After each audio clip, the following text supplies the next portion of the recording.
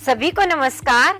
यह है कविता है बहुत खूबसूरत, इस बात को आप सभी करते हैं स्वीकार।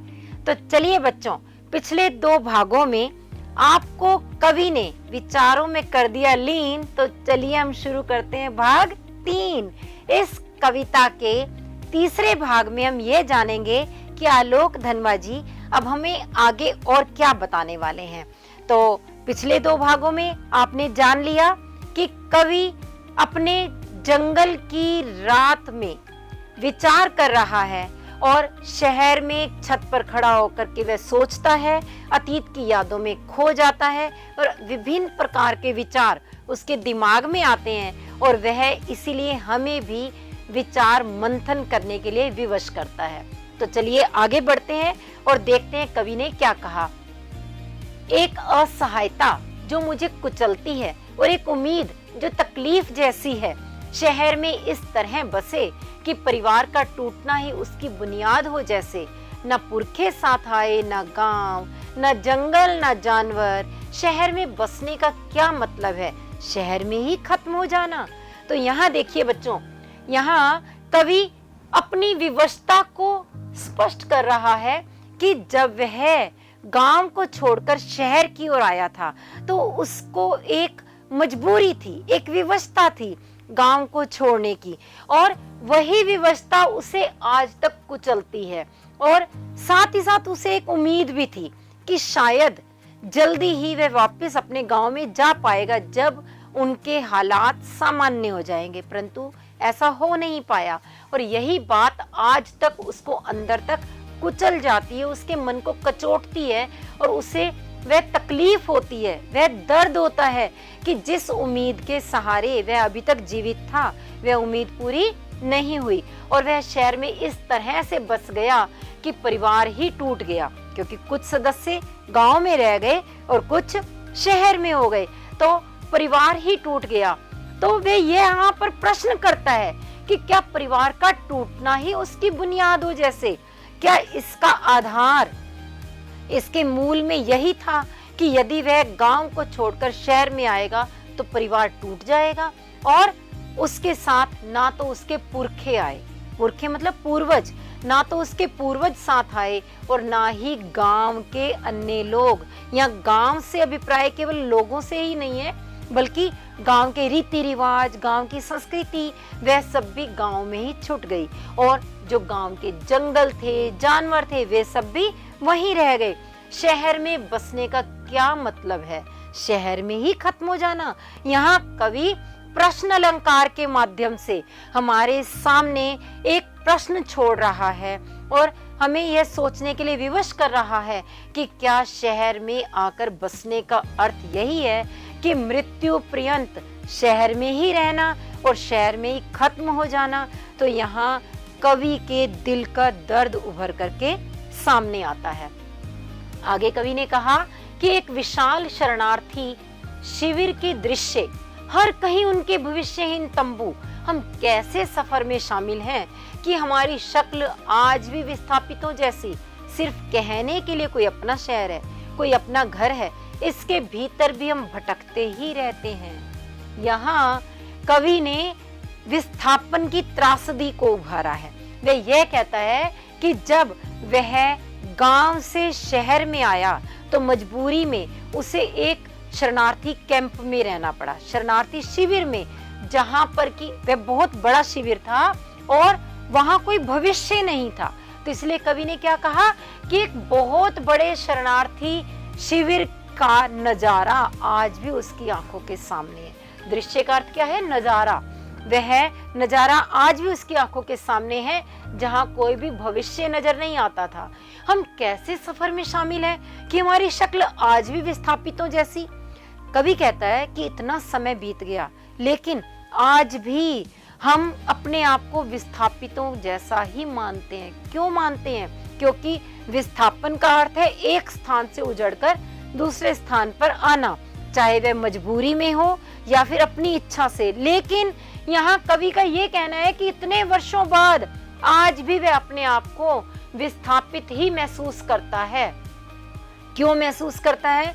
क्योंकि वह पूरी तरह से शहरी संस्कृति में रम नहीं पाया, और यहाँ कहने को तो उसका अपना शहर है, अपना घर है, लेकिन मन ही मन वह आज भी अपने उसी गांव को याद कर रहा है, और इसीलिए वह गांव को जब भुला नहीं पाया तो स्वयं को विस्थापित ही महसूस करता है। इसीलिए वह अपनी स्थिति कैसी समझता है? विस्थापितों जैसी, क्योंकि आज भी उसके मन में गांव की वही यादें बसी हुई हैं। आगे देखते हैं।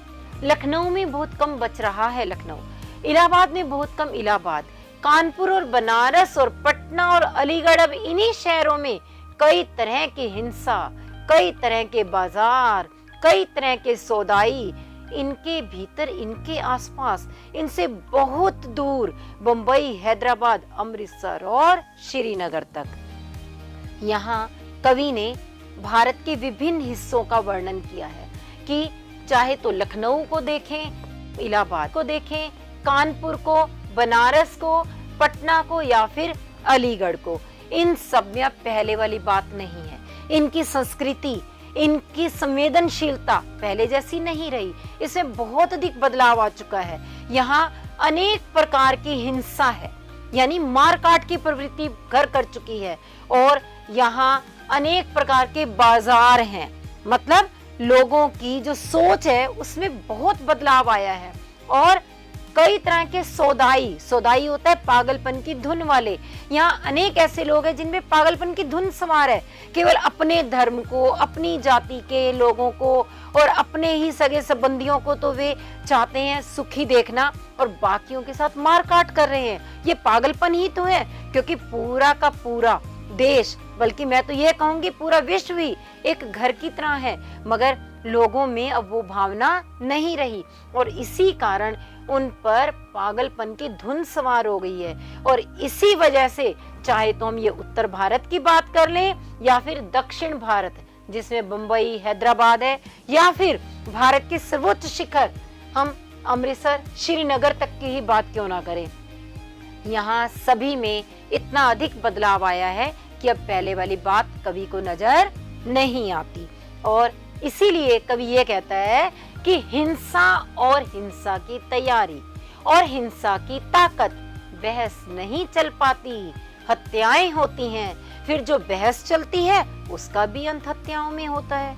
यहाँ कवि के दिल का दर्द बहुत बुरी तरह से उभर करके सामने आया है कि हर तरफ केवल मारकाट मची है, और जहां मारकाट नहीं हो रही वहां भी उसकी तैयारियां तो चल ही रही हैं, और लोग सोचते हैं कि इस मारकाट में इतनी ताकत है कि हम अपनी मनचाही कर सकते हैं, और वे इसे खत्म भी नहीं करना चाहते।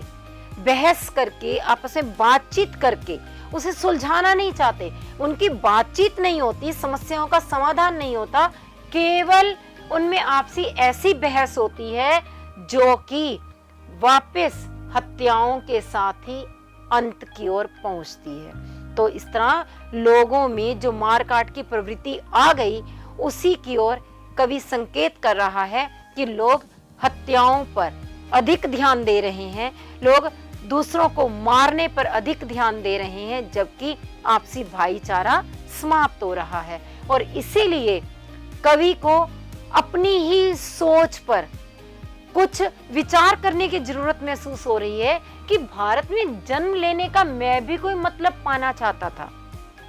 भारत भूमि शस्य श्यामला, ऐसी भूमि जहां हर कोई इसे देव भूमि का नाम देता है, जहां जन्म लेना बहुत गौरव की बात है। और कवि चाहता था कि वह भी भारत में यदि जन्म ले चुका है तो इसका वाकई अर्थ निकले, इसका कुछ मतलब हो, और इस महान देश में पैदा होने पर वह भी गर्व महसूस करना चाहता था। परंतु अब वह भारत ही नहीं रहा जिसमें जन्म लिया, यानी जिस महान भारत का हम वर्णन करते रहे हैं उसमें जन्म लेने का कवि अब गौरव अनुभव नहीं कर पा रहा, क्यों नहीं कर पा रहा? क्योंकि भारत अब अपने पुराने स्वरूप में बचा ही नहीं, वह अपनी श्रेष्ठता को कायम रख ही नहीं पा रहा, वह वसुदैव कुटुंबकम की बात सोच ही नहीं पा रहा। यहाँ पर तो मारकाट मची है। यह कवि ने कब की बात की? जिस समय कवि विस्थापित होकर के आया था और उसके कुछ समय बाद जब वह शहर में खड़ा होकर अपनी छत पर विचार कर रहा है, तब की बात कवि कर रहा है कि अब वह भारत ही नहीं रहा जिसमें मैंने जन्म लिया। क्या है इस पूरे चांद के उजाले में, इस बिखरती हुई आधी रात में जो मेरी सांस लाहौर और कराची और सिंध तक उलझती है। यहाँ पर देखिए कवि स्वयं ही विचार कर रहा है कि उसने कहां से बात सोचनी शुरू की थी और अब इस पूर्णिमा की रात में, पूरे चांद का मतलब पूर्णिमा की रात में वे विभिन्न प्रकार की बातें सोचते सोचते इस आधी रात में कहां तक विचार करने लगा? लाहौर, कराची और सिंध तक की बातों को सोच रहा है। वे ये स्वयं ही विचार करता है कि आखिर आज ऐसा क्या हो गया जो मुझे पुराना शहर इतना याद आ रहा है और मेरी सोच, मेरी विचार श्रृंखला विभिन्न शहरों तक जाकर के उलझ रही है। तो बच्चों, आज के वीडियो को हम यहीं पर ही रोकते हैं, वरना वीडियो बहुत लंबा हो जाएगा और बाकी की कविता की व्याख्या हम अगले भाग में करेंगे। लेकिन जाने से पहले आपके लिए यह कुछ अभ्यास कार्य है जिसे आप स्वयं करेंगे और मुझे पूरा विश्वास है आप इसे कर सकते हैं। कहीं भी कोई परेशानी आए तो आप तुरंत दोबारा से इस वीडियो को देखिए और जान जाइए। फिर मिलेंगे अगले वीडियो में। धन्यवाद।